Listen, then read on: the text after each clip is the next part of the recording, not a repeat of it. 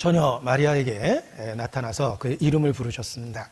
그리고 그가 성령으로 잉태하여 아들을 낳을 것이라고 말씀하셨는데, 이는 기록된 예언의 성취입니다. 보라, 처녀가 잉태하여 아들을 낳을 것이라. 이사야서 7장 14절에 이미 예언하신 그 말씀입니다.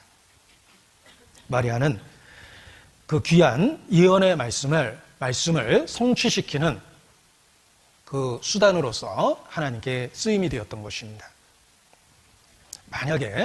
만약에 마리아는 정혼한 상태였습니다. 만약에 정조를 지키지 못하고 마리아가 처녀가 아니었다면 하나님이 그를 쓰실 수 없었을 것입니다. 마리아는 하나님을 경외하는 사람이었습니다.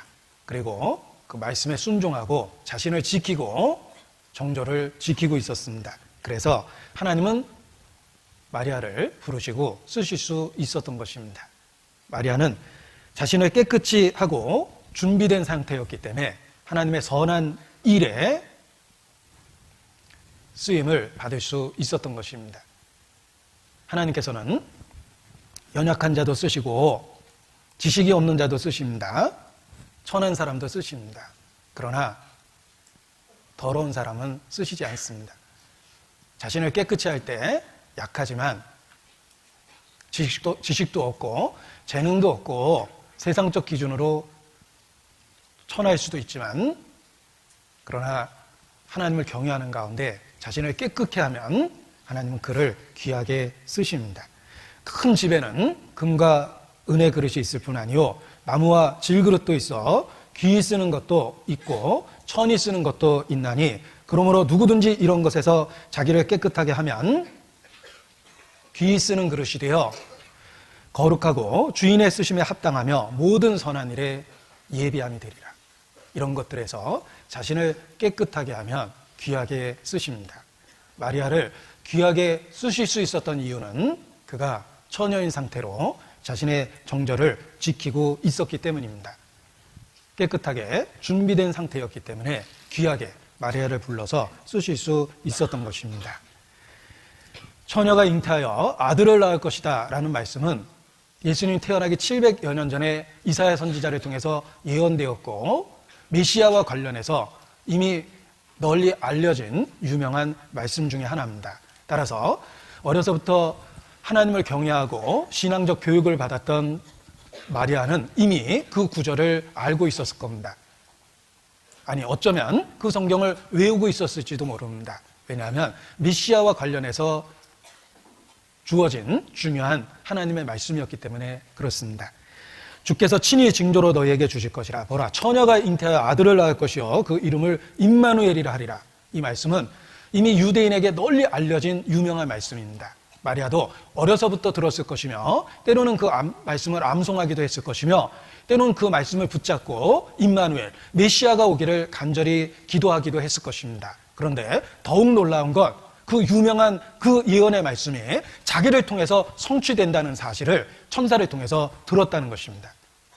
어려서부터 들었고 때로는 외웠던 그 유명한 말씀이 바로 자기 자신을 통해서 성취될 거라는 것을 들었을 때 얼마나 놀라웠겠습니까?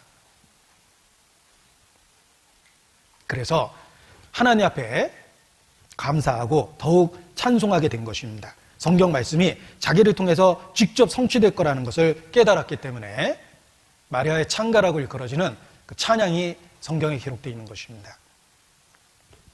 우리 개인적으로도 그렇습니다. 우리가 혹 어린 시절 강요에 의해서 교회 생활하신 분도 있을 것이고, 호기심으로 교회를 기웃거렸던 분도 계실 것이고, 또는 잘못된 목적으로 교회 다녀본 적 있는 분도 계실 거예요.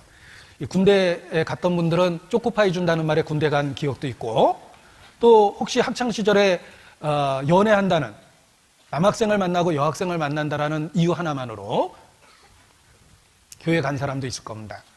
제가 지금 얘기 드린 사례는 사실 다 저의 사례이기도 합니다.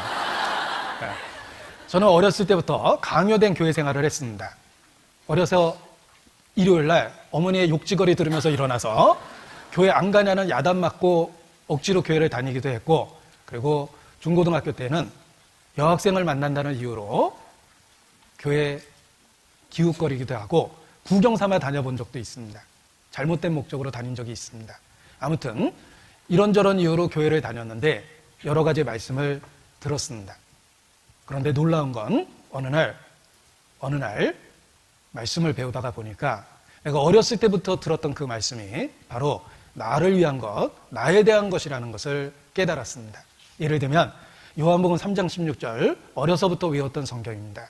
하나님이 세상을 이처럼 사랑하사 독생자를 주셨으니 이는 저를 믿는 자마다 멸망치 않고 영생을 얻게 하려 하심이라. 너무나 익숙한 성경 말씀 중에 하나였습니다. 그런데 어느 날 하나님이 세상을 이처럼 사랑했다는 그 말씀 속에 그 세상을 이라는 표현 속에 내가 있다는 사실을 알게 되었고 나를 위한 말씀이라는 걸 깨닫게 되었습니다. 그 유명한 성경 말씀이 나와 무관했던 것이 아니라 바로 나를 위해서 주신 말씀이라는 걸 깨달았습니다. 주 예수를 믿으라. 그리하면 너와 내 집에 구원을 얻으리라. 버스 정류장 위에 항상 써 있었던 구절인데 그 익숙했던 성경 말씀이 내 가정에 이루어진 진리라는 것도 어느 날 알게 되었습니다. 두려워 말라. 내가 너와 함께 함이니라. 놀라지 말라. 나는 네 하나님이 됨이니라. 어디선가 들어본 듯한 그 말씀이 바로 나를 위해서 주신 말씀이라는 걸 어느 날 확실히 알았습니다. 마리아는 그 유명한 예언이 자기를 통해서 성취된다는 사실만으로도 감격하고 감사할 수밖에 없었을 겁니다. 마찬가지입니다. 우리에게 익숙했던 그 여러 성경 말씀들이 나를 위한 것이라는 걸 어느 날 확실하게 알게 됐습니다. 그래서 하나님의 사랑을 깨달았고 구원의 확신을 얻게 됐고 나는 하나님의 자녀다라고 어떤 상황에서든지 고백할 수 있게 된 것입니다. 모든 말씀이 나를 위한 것이었습니다.